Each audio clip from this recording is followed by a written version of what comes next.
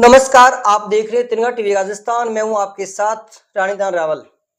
आज हम आपको ऐसे व्यक्तित्व के धनी से मिलाते हैं जहां से हमारी शुरुआत हुई थी। तिरंगा टीवी राजस्थान की शुरुआत हुई थी भारतीय सैनिकों संग। आज हम ऐसी शख्सियत से मिलाना चाहेंगे जिन्होंने किस कदर, कई बार ऐसे लोग होते हैं जो पढ़ते हैं और ऊंचे पद पर पहुंचते हैं, अपने परिवार का नाम रोशन करते हैं, शहर का नाम रोशन करते हैं, लेकिन आपने राजस्थान राज्य के साथ में भारत देश का नाम रोशन किया है। और भारतीय सेना में जिस तरह से इन्होंने लेफ्टिनेंट पद पर अपने पद को सुशोभित करने के लिए अग्रसर हुए हैं और राजस्थान में प्रथम स्थान प्राप्त किया है, इसके लिए पहले तो श्रीधर जी जुगताबाद पागलू, आपको बहुत बहुत हार्दिक शुभकामनाएं, बहुत बहुत बधाई। Thank you. हम बात करेंगे आप बाड़मेर जिला और वर्तमान में बालोतरा जिले के पास में पागलू गांव के निवासी है। इनके पिताजी प्रिंसिपल प्रधानाचार्य पद से रिटायर्ड है और आपके बड़े भाई एक बैंक में है, एक आरटीओ अभी सिलेक्टेड है।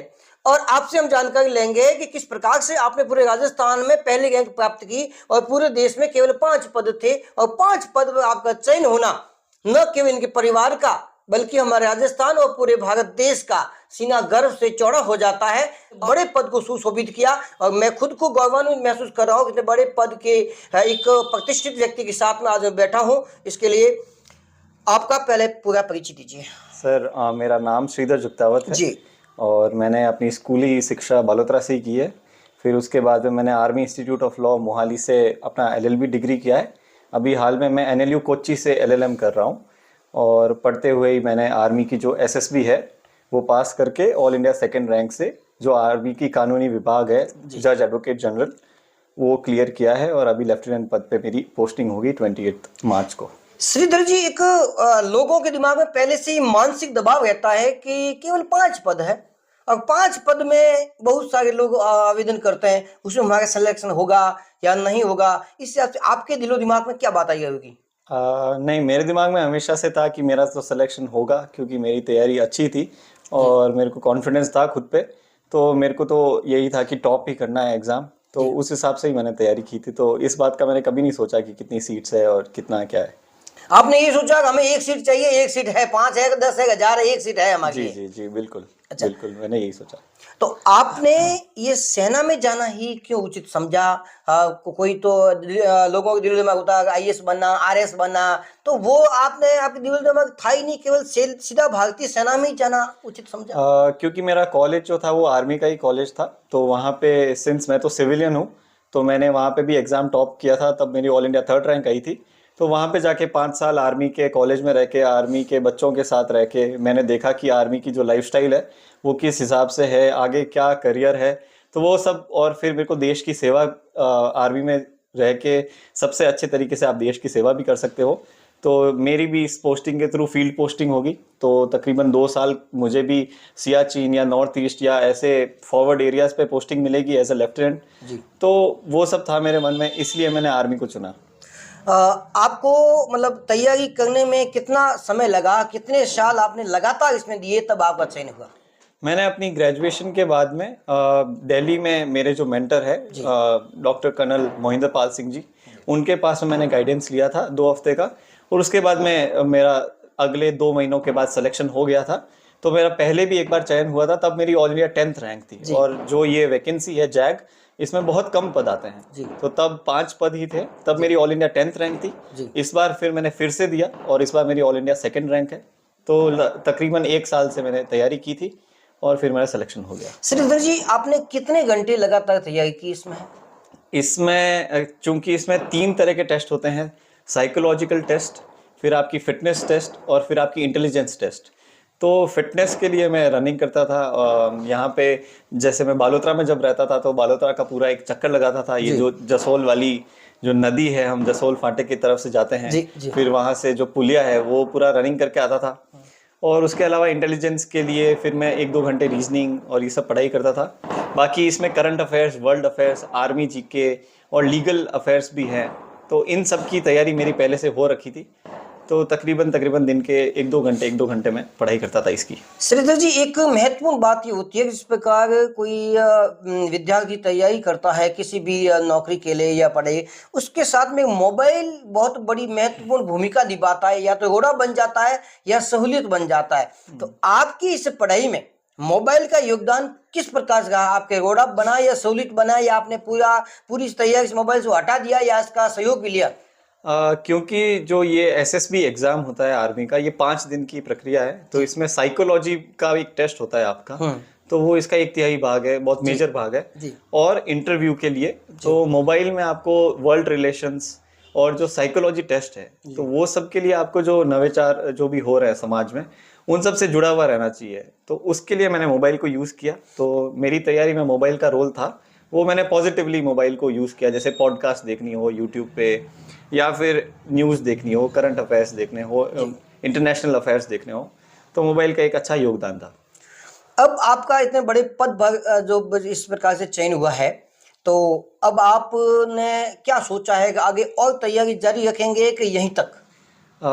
जो मेरा सिलेक्शन हुआ है इसमें, अभी 14 साल तक मैं इंडियन आर्मी में एज ए लेफ्टिनेंट रहूँगा। यहाँ से स्टार्ट करूँगा जर्नी, फिर लेफ्टिनेंट कर्नल पद तक जाऊँगा। उसके बाद में परमानेंट कमीशन, अगर मेरा ट्रैक रिकॉर्ड अच्छा होगा तो परमानेंट कमीशन मेरे को हो जाएगा। वैसे मैं चाहता हूँ कि मैं आगे सुप्रीम कोर्ट में जाके प्रैक्टिस करूँ, और लिटिगेशन जो है, सिंस मैं लॉयर हूँ तो मैं लॉ डिपार्टमेंट में रहना चाहता हूँ आगे जाके।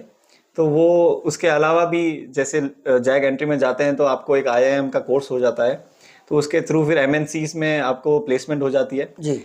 तो अभी तक हाल फिलहाल तो मैं भारतीय सेना में ही रहना चाहता हूँ और इसी की काम करना चाहता हूँ। जिस प्रकार आपके LLM चल रही है, तो LLM होने के बाद में प्रमोशन में फायदा मिलेगा?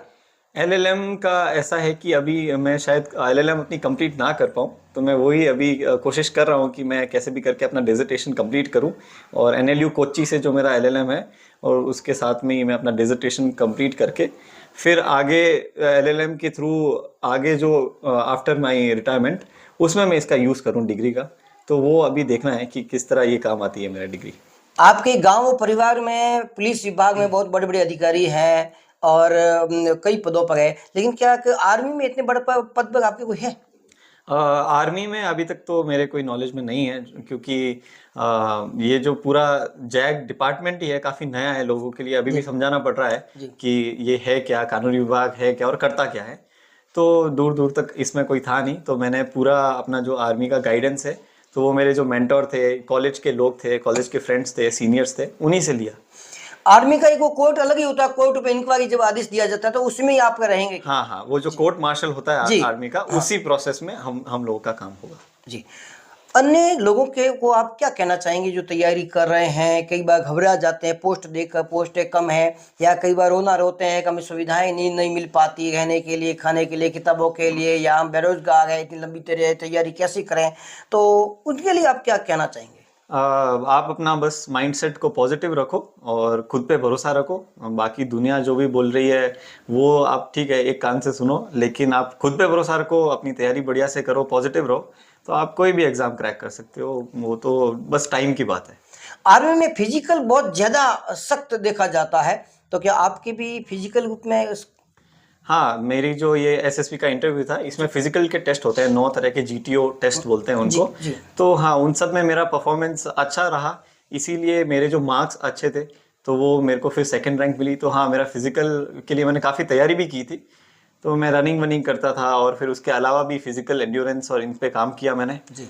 और अभी भी जो ट्रेनिंग होगी मेरी OTA चेन्नई में 11 महीना की, तो वो बहुत टफ ट्रेनिंग है, वो दुनिया की सबसे कठिन अकेडमीज में से मानी जाती है, क्योंकि पूरी ट्रेनिंग 11 महीने में ही होगी जी। अन्यथा जो IMA है वहाँ पे 18 महीने में होती है, और बाकी दुनिया की ट्रेनिंग अकेडमीज है वो 2-3 साल तक होती है। तो यहाँ पे सारा कुछ 1 साल में सिखाएंगे, तो काफ़ी कठिन शेड्यूल रहने वाला है। आपकी इस पूरी तैयारी में, पूरे मार्गदर्शन में सबसे महत्वपूर्ण भूमिका किसने निभाई? सबसे महत्वपूर्ण तो मेरे पापा ने, क्योंकि मेरे पापा ने मेरे को फर्स्ट ईयर से ही लेके, इनफैक्ट उससे भी पहले मेरे को जोधपुर भेजा था लॉ की कोचिंग करने, लॉ प्रेप गया था। फिर उसके बाद में मैंने कॉलेज गया, तो कॉलेज की भी फीस वगैरह, वहाँ पे बाहर रहना, और कभी मेरे को किसी भी चीज़ के लिए मना नहीं बोला। उसके अलावा भी फिर बाद में भी सपोर्ट किया। फिर मेरे कॉलेज के बाद में मैं कुछ वक्त के लिए जयपुर और बाद में उदयपुर भी रहा हूँ। जी। तो वो फिर उसके बाद में LLM के डिसीजन में मेरे को सपोर्ट किया, और SSB में भी। इनके अलावा मेरे जो मेंटोर हैं डॉक्टर कर्नल मोहिंदर पाल सिंह जी, तो उन्होंने मेरे को काफ़ी गाइड किया, क्योंकि आर्मी के जो तरीके हैं, जो SSB में क्या चाहिए उनको, ये इंटरव्यू क्या है, कैसे क्लियर करना है, उसका मेरे को नॉलेज नहीं था। तो वो सर ने मेरे को काफ़ी मदद की। आपने एक अलग कमरे में बैठकर तैयारी की या किसी लाइब्रेरी में बैठकर? क्योंकि इस एग्ज़ाम का नेचर थोड़ा अलग है, तो इसमें आप एक कमरे में बैठ के तैयारी करोगी तो आप साइकोलॉजी और जो इंटरव्यू की तैयारी है, द वर्ल्ड जो आपको प्रैक्टिकल क्वेश्चंस पूछते हैं, उसकी तैयारी नहीं हो पाती। तो इसीलिए इसमें जो थोड़ा सोशल बंदा है, जो थोड़ा फ्रेंडली है, जो थोड़ा जोशीला है, उन्हीं का सिलेक्शन होता है। अच्छा। उस सब की तैयारी करने के लिए मैं बाहर भी रहा, मैं काफ़ी घूमा हूँ, मेरी हॉबीज़ थी ट्रैकिंग वगैरह, तो वो सब थोड़ा अलग अलग तरह के मैंने एक्सपीरियंस किए, तब जाके सिलेक्शन हुआ। आपकी इस पूरी तैयारी में आपको कभी ऐसा मानसिक दबाव लगा कि इस तैयारी में मानसिक दबाव में हूँ, सिलेक्शन होगा, नहीं होगा, नहीं हुआ तो क्या हुआ, आगे क्या होगा? नहीं सर, मेरे को कभी ऐसा नहीं हुआ। मैंने जो अपना अटेम्प्ट दिया था पहला, तो उसी में फिर मेरा सिलेक्शन हो गया था। हाँ, मेरी रैंक कम आई थी, लेकिन मैं पास कर दिया था मैंने ये इंटरव्यू जी। तो तब मेरी 10th रैंक थी। तो तब जो कुछ 10-15 बच्चे सेलेक्ट हुए थे ऑल इंडिया, उनमें मैं था। तो मेरे को कॉन्फिडेंस था कि चलो, मैं एक बार इंटरव्यू क्लियर किया है तो मैं फिर से भी कर सकता हूँ। जी। तो उसके बाद में तो बहुत आसान रहा। फिर मैंने एज अ फन इस चीज़ को लिया, और अपने 1-2 घंटे जीके वगैरह में देखता था, बाकी मैं खेलता था, अपना रनिंग करता था, अपनी जो बाकी पढ़ाई LLM वगैरह जो प्रैक्टिस थी जी। वो करता था मैं अपना लॉ का। तो इसमें इतना टेंशन नहीं लिया मैंने।